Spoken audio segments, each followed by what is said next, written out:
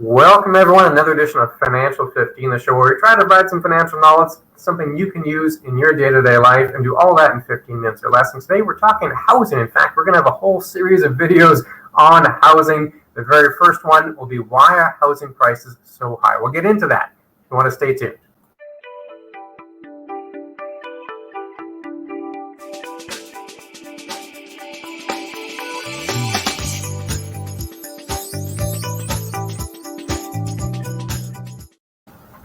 Remember that this video and all the other ones that we have can be found on our website at beckerorr.com, or you can like us on Facebook or go to our YouTube channel and find any of the other ones that we've done. But this is one that we want to start with. Clint, what do we want to start with on why are housing prices so high? Yeah, we're going to go through a couple of items here. We're going to start with a little bit of history and then get more into the current environment. Looking at history, what we have on the screen here is the Schiller Real Home Price Index. These are real prices, which means they're adjusted for inflation. It's the U.S. market. As you can see, it goes all the way back to 1900, right through until 2019, until the pre-pandemic there. And what are the trends you notice in this chart here, Kevin? Yeah, basically what we're looking at is, if you take a look, other than the Great Depression that happened back in the 30s, housing prices have been fairly stable all the way through to roughly the turn of the century. And again, what we've been seeing is that there wasn't a whole bunch of movement going on at that point in time until you got to about 2000, and then you had the huge spike. And the rationale behind this is more or less that when you bought the home was more of, this is where you lived. It wasn't looked at as an investment. So even through the 80s, the 90s, recently, we had that sort of a scenario up till about 2000. And again, when you bought your home, this is where you usually lived for your life. This is where you were going to raise your family. So you were there 20, 30, 40 years before anything went on. All of a sudden, when you hit that 2000 mark, boom, it became more of an investment going forward, as well as the place where you lived. And the time frame's been shortening. You're having people live 10, 15 years as opposed to that traditional 30. And again, with the exception of the Great Recession that we saw in 2008, which really took the housing prices down, it started to come up again. So that's sort of a brief scenario as to what we've seen in the U.S. housing market on a longer term time frame. Yeah, so we're going back a number of years, right back to the 1900s. We'll zoom in here on a more recent period, the last 2 decades. This is a little bit of different data. This is the S&P Case-Shiller 20-City Composite Home Price Index. This is looking at nominal prices, so they're not adjusted for inflation. And this is the period you talked about, Kevin, where they had that home as an investment. Everyone's going to live in a house. We don't need to live there 30, 40 years anymore. And it led right up until the peak, when then we had the Great Recession, the crash that followed. And what was happening at that time period? How are people getting these mortgages, even if they couldn't be in those houses or afford the houses?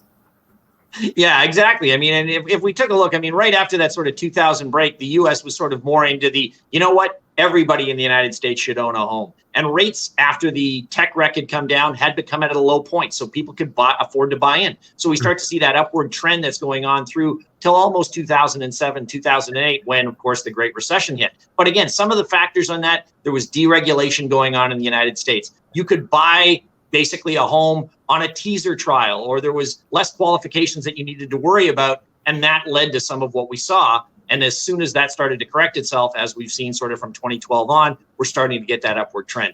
What else would be any sort of factors that we could see going forward with this? Yeah, there's a policy shift for sure. Lots of deregulation. You had a factor of a little bit of lower interest rates. And then just the way the banking sector worked in the U.S. at that time, anyone was getting a mortgage. Subprime lending, teaser lending. Do you have a job? No, well, we'll figure that one out either way.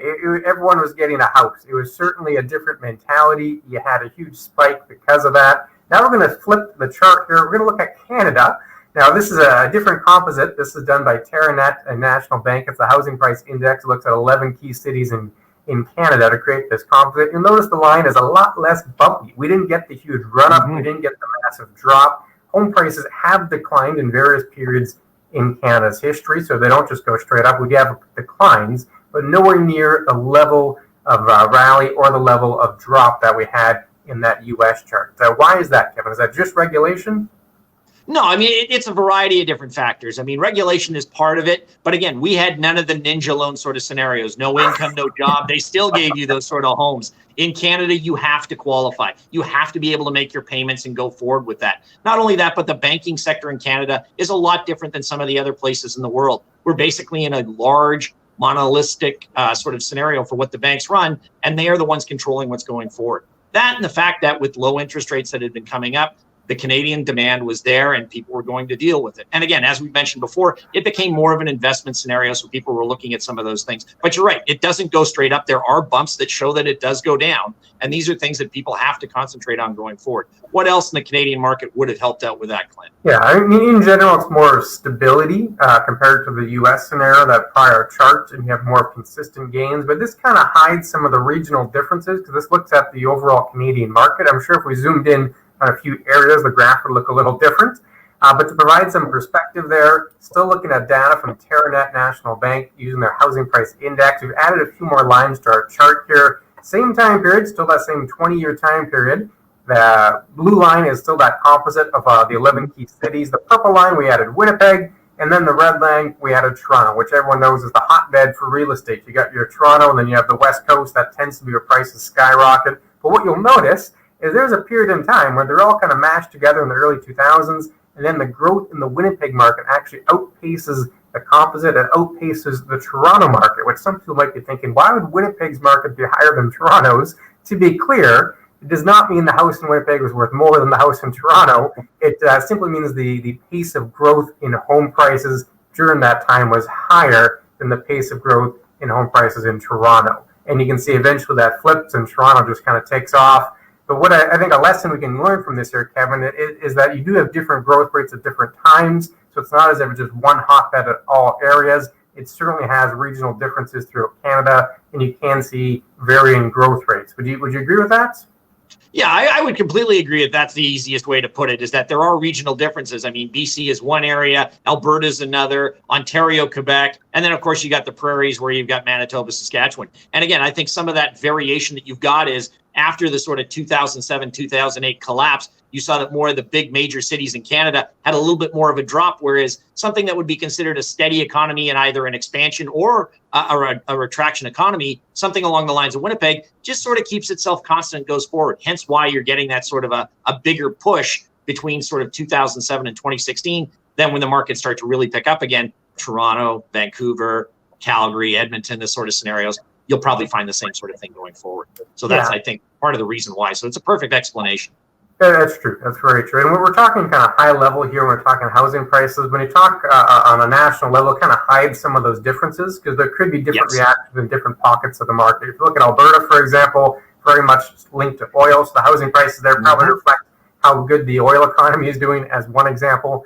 But we'll move on. We're talking history. Let's look more at the current environment here, some of the current demographics. We're going to look first at the pre-pandemic area and then get into what happened once the pandemic hit, which helps explain why home prices are so high. But one of those factors that's been around before the pandemic was simply demographics. Millennials, folks in that age 20 to roughly age 40, are now the biggest demographic in Canada. This data comes from Statistics Canada. It's specifically looking at their population by age estimates that were done in July of 2020. And you can see they're the biggest group. There's even more millennials now than there are baby boomers. And they're at the age, Kevin, where they start buying homes, whether it's a first home or maybe they already have a home, but now they have a family and they want to upgrade their home. But there's lots of consumption. They're part of that cycle, and real estate is certainly top of mind for that group. So you got a big group of people at the age where they start thinking about real estate. That's one of the big pushes we've seen in demand, is that millennial cohort.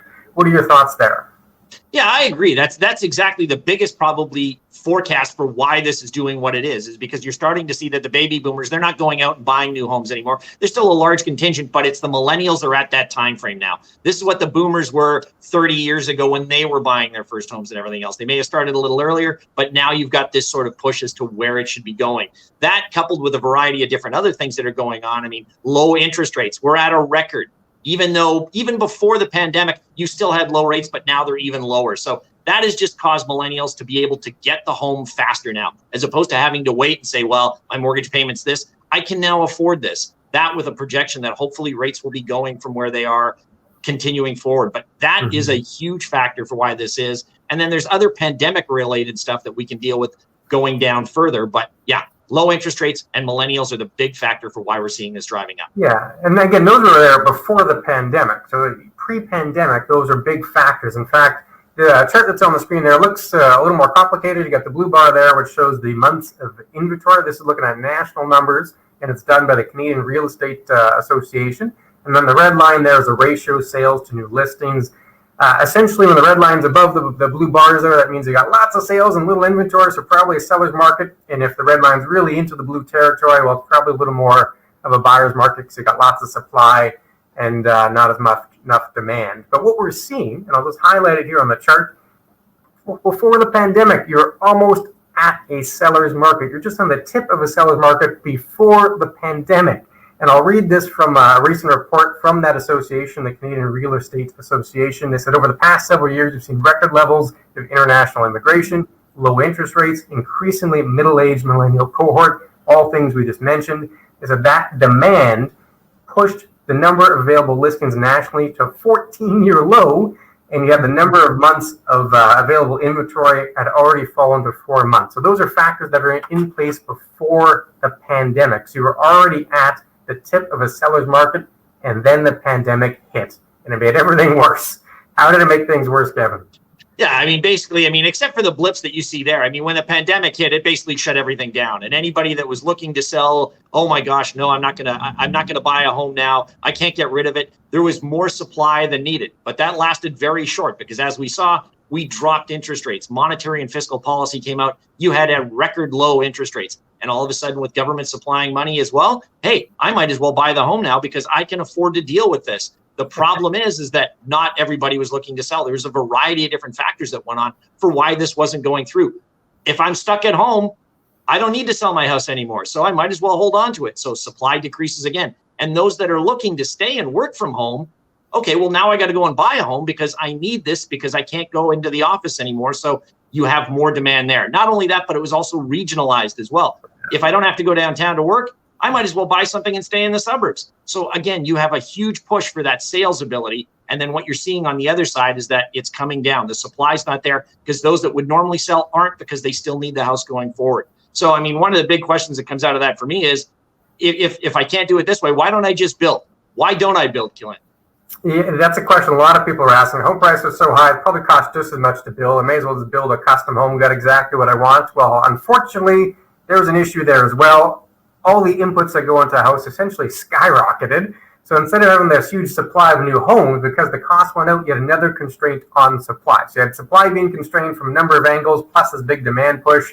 You ended up with a lot more demand than supply. But focusing on the cost here, we're looking at the price of lumber on the chart. And as you can see, it is absolutely skyrocketed. But this is not the only input, Kevin. We can talk about copper. We can talk about other inputs in the housing. Across the board, we've seen prices for those inputs increase. So building a house wasn't really an option that would save you from the cost, right? It was just as expensive, if not more expensive, because all of these skyrocketing input costs. What are your thoughts there? Yeah, that's exactly it. You can't afford to do it anymore because, again, those that want to build, if they can't buy, it's going to cost you a lot more money than it would have even before the pandemic, and a lot further than it would have been, say, 5 years ago. And I don't think that this is going to slow down anytime soon, just because it's a slow opening. Once you get back to a normal economy, of course, a lot of this will revert to the mean. We've seen it before. On the previous chart, you showed that there was a lot of supply and slow demand in 2018. It's now gone the opposite way for that. But again, this is the main rationale I can see for why you're getting that. And when you're doing this and you're not building the house, and if I do want to buy a house, what am I looking at price-wise in some of these places? Yeah, we're going right up to where we are now. So we looked at the history, looked at the pre-pandemic, looked at how the pandemic exacerbated the situation by restricting supply and encouraging more demand. Now we're looking at prices as of today. Where are they now? This was done, an affordability monitor done by the same folks that do the Housing Price Index in Canada, that Terranet National Bank Group. And they're looking at a representative home in the metropolitan market. Think of it like a typical home. So if I want to buy a typical home in Toronto, it costs me over $1 million. Want to buy a typical home in Vancouver, $1.3 million. Victoria, $900,000. And you can see some of the other cities we listed on the slide there. Edmonton, about $418,000. Winnipeg, $341,000. Quebec City was actually the lowest in this affordability monitor at $311,000. So you can see a pretty big gap depending on where you live in Canada at the current prices, Kevin. Yeah, and again, it's going to be variation based on region that you're living in, right? If you're in Toronto or in Vancouver, these are hotbeds for where some of the immigration has come in. But not only that, for the people that want to stay home and don't have to go downtown anymore, and they want to buy in the city, this is the price that's going to go on. They're willing to pay this because now it's something that they're going to be at for work as well as home for some of them. Whereas you don't see that quite the same way in Winnipeg, because a lot of people are already in the suburbs. So I can stay in that area. I don't have to worry about dealing with the upgrade at this point in time. But that is probably why we're seeing why prices are so high. Where do we go from here? A common question, tip of everyone's lips. Is this a bubble? We've seen the prices high. We explained the factors that have pushed prices high. Is this a bubble? We're going to get into that with our next video. So stay tuned. We have another video coming in this series. We'll tackle the bubble question with the next one. Anything you want to say before we leave, Kevin? No, if you want any more questions on this or any other topic that's going on, please feel free to consult with us. Chat with Clinton and Kevin down at thebottom.com. We're more than happy to answer any of the questions, again, on this topic of housing or anything else that you can think of at the moment. That's all I have to say. I think we've done a good job so far. All right. We'll see everyone real soon. Take care.